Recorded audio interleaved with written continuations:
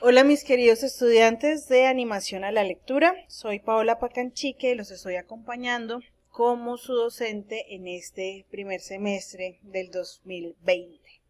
Bien, antes de empezar, una invitación así de manera voluntaria que tiene que ver con tratar de aprovechar esa lectura, esas palabras, esos libros de los que hablamos y ese sentido que damos al por qué animar y a promover con una actividad que gira en torno a dar palabra. Los invito y las invito a dar palabra a este momento que como especie estamos sintiendo. Si se relaciona con sentimientos de zozobra, de angustia, de no sé, preocupación, ansiedad, quiero que por favor entren a la consulta que les voy a dejar al inicio de la unidad y escriban dos palabras que para ustedes en este momento reflejan el sentimiento que tienen. ¿Ven? Y eso es un poco porque hay una frase de William Shakespeare que a mí me gusta mucho, que dice, dad palabra al dolor. Dad palabra al dolor, que el dolor que no habla gime en el corazón hasta que lo rompe. Hay otras traducciones, pero esta es muy bonita. Dad palabra al dolor, porque el dolor que no habla, cuando no lo expresas, se queda en el alma, en el corazón, hasta que por algún lado sale y se rompe, ya sea rompiendo la salud o muchas cosas más. Entonces, un poco en esta frase que yo aplico mucho en lo académico y en lo personal, es que está este ejercicio, es una actividad voluntaria de dar palabra. Dos palabras que para ustedes les ayude a expresar, dentro de todos los muchos sentimientos, dos palabras que les ayude a expresar lo que sienten ahora.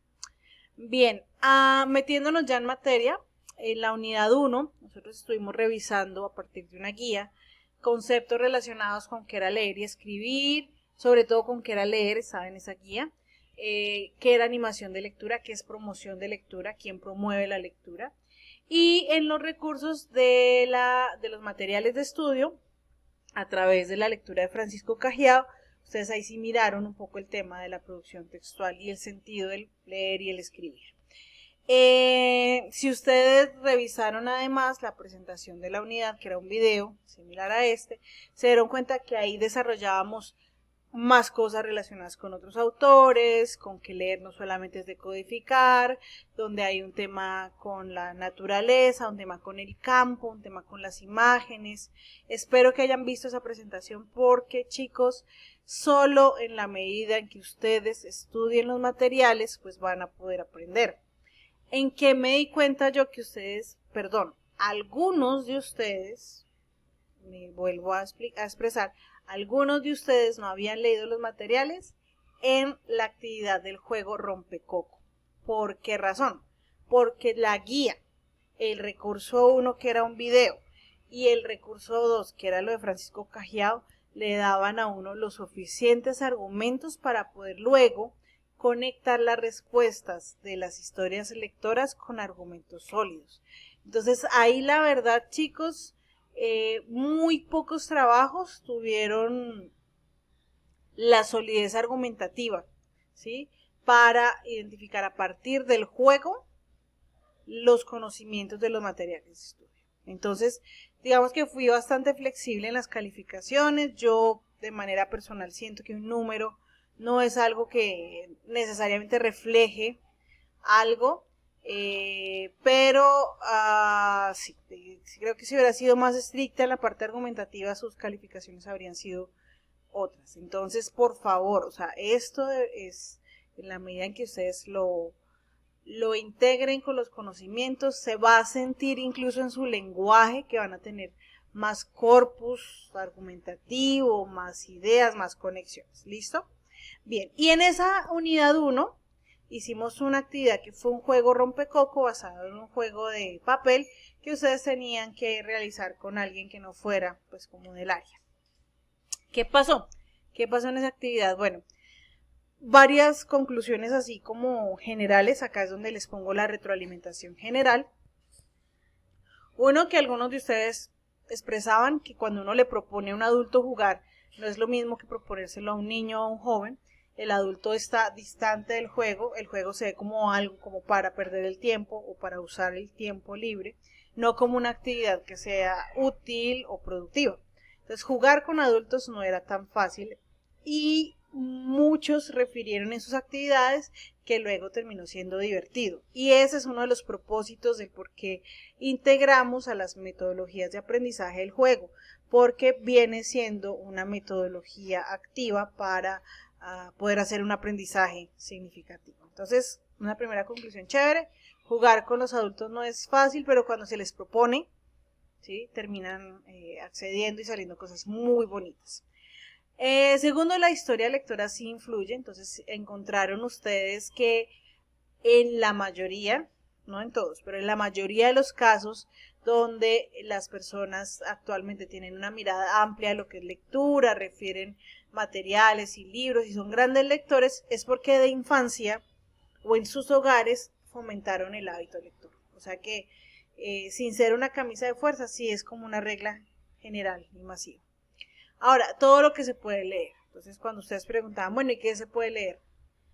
Bueno, por decir algo, 75%, 80% contestaron lo convencional, libros, revistas, artículos, periódicos, pero el restante, por decir algo, 20, 25%, referían materiales interesantes. Entonces se puede leer la naturaleza, se pueden leer las imágenes, se pueden leer los subtítulos de una película. Eso me levantó el ánimo y dije, bueno, puede ser que haya un nivel acá interesante de conexión. Ya no solo con la lectura como algo que decodifica. Otra conclusión es que sí, en efecto dice la gente que es muy bueno leer, que es importante, pero no lo hacen. Y no lo hacen porque no es un hábito y ahí es donde está materia y donde su profesión tiene tanto sentido. Y por último, que para muchos de ustedes fue la primera actividad o experiencia relacionada con animación a la lectura. Y fue algo muy sencillo porque era leer un cuento, pero fue interesante porque salieron un poco de la monotonía y algunos de ustedes incluso decían que pues, querían hacer más y que quieren hacer más, sobre todo los que trabajaron, por ejemplo, en la parte de empresas con compañeros de trabajo. Esta foto que la tomé de la actividad de Daniela Riascos. Daniela, no recuerdo exactamente en cuál de mis grupos estás, creo que en el 3, perdón si me equivoco. Es muy bonita porque también resume un poco que lo que pasó fue que muchos de ustedes hicieron la actividad con la familia. Y eso es bonito, créanme. O sea, realmente uno a veces piensa que la necesidad de formar lectores está por allá, en otro lado, y ojalá que sean los niños de una región recóndita y no nos damos cuenta que es nuestro propio hogar el que a veces requiere que seamos nosotros quienes fomentemos la lectura. Ahí les dejo eso en el tintero. Muy bien, aquí ven un texto de Luis Bernardo Yepes, perdón que esta debería estar en mayúscula. Bueno, acá de fondo escuchan a mi chiquita. Y Luis Bernardo Yepes nos dice ahora, en este material de estudio que vamos a revisar en esta unidad, dice que el animador de lectura termina siendo quien da alma o aviva ese material de lectura. Ojo, habla usualmente no solo de libros, sino materiales de lectura en todos los soportes que duermen el sueño eterno en los anaqueles de las bibliotecas. Luego ustedes van a leer esto en contexto con el texto que es el que ustedes van a leer para esta unidad. Jóvenes lectores, caminos de formación. Bueno, de fondo siguen escuchando la banda sonora de mi bebé de 2 años cantando. Esa es una de las características de ser tutor virtual y llevar muchos años en esto. Bien, entonces Luis Bernardo Yepes en este documento, Jóvenes Lectores, nos habla de muchas cosas. Dentro de ellas, este texto, que cuando lo vean, léanlo varias veces porque da sentido de por qué hablar de animar. O sea, no es que de por sí el libro no sea bueno, el libro es muy bueno, pero hay que construir esos puentes. Ahí me voy anticipando un poco. Bien, también en el texto de estudio nos habla de formación de mediadores. Y es un poco pensando en que el mediador necesita cualificarse. No es alguien que lea en voz alta bonito y ya no. O sea, se necesita que se forme como lector, que le guste la lectura, que conozca la oferta editorial y pueda empezar a identificar qué editoriales pueden ser muy buenas dentro de sus criterios de publicación. Si hay legislación relacionada con el tipo de literatura, por ejemplo, juvenil o infantil, o relacionada, por ejemplo, con bibliotecas públicas, conocer esa legislación porque eso le da un marco, digamos, jurídico y aterrizado a lo que puede hacer. Estudiar por cuenta propia la literatura infantil, nos dicen en ese texto. Conocer materiales, es decir, quien tiene suficiente conocimiento de posibilidades de autores, materiales, títulos, temas, pues puede recomendar más fácil y ser un mejor mediador. Nos habla también de que un mediador debería participar en espacios de debates de las instituciones, entonces cada uno de ustedes en su contexto regional sabrá si hay alguna asociación, fundación, entidad territorial, Secretaría de Cultura, Secretaría de Educación, que genere espacios de debate en torno a lo que pasa en la lectura en su comunidad. Si no lo hay, entonces, ojo chicos, es su labor entonces mirar cómo se vuelven líderes en el área, ¿sí? Y proponen a las entidades municipales, departamentales o que corresponda generar esos espacios de debate. Bien.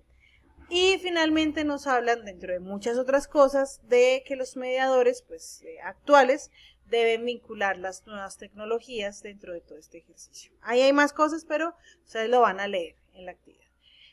Y en ese documento, entonces al final, hay una mirada que, si bien es desde la biblioteca escolar, es interesante porque uno puede hacer la adaptación para el lugar en el que uno está. Si uno trabaja en un archivo, si uno trabaja en un hospital o en un, no sé, en una universidad, puede mirar hasta dónde esas estrategias que él refiere, que es hacer ferias de lectura, visitas al patio, que era un poco como la exhibición de unos libros al aire libre, hora del cuento, que ya lo hemos conocido mucho en las bibliotecas, préstamo de domicilio, que acá sería como libros en la casa, conversatorios y asesorías, que es un poco ya reunirse con, en el caso de biblioteca escolar, con los padres, hablar de los beneficios de la lectura, recomendar libros, hacer una exposición, digamos, temática, entonces exhibir unos materiales relacionados, por ejemplo, con un tema o un país, armar clubes de lectura.